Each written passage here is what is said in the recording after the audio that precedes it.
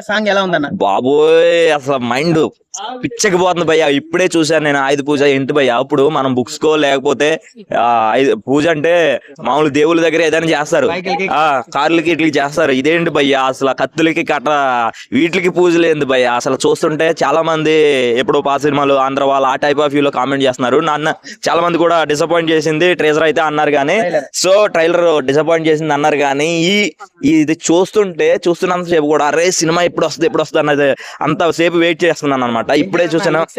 అసలు అదే అన్నాను కదా, ఇప్పుడు ఆయన లుక్స్ పరంగా కానివ్వండి, ఆ ఫిజిక్ కానివ్వండి, అసలు ఇందులో డబుల్ రోల్ కదా క్యారెక్టర్, తండ్రి కొడుకులు కదా. సో ఇది అయితే ఖచ్చితంగా అయితే బ్లాక్ బస్టర్ పాన్ ఇండియా లెవెల్లో ఖచ్చితంగా ఒక 1000 కోట్లు అయితే పక్కా భయ్య రాసి పెట్టుకోండి. నేను ప్రతి ఒక్కరికి చెప్తున్నాను.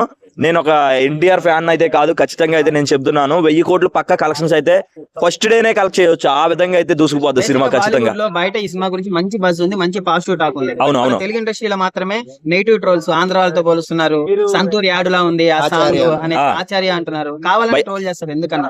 సినిమా నాలెడ్జ్ తెలియని వాడికి సినిమాల గురించి మాట్లాడే హక్కు లేదనుకుంటా, నాకు తెలుసు అనమాట.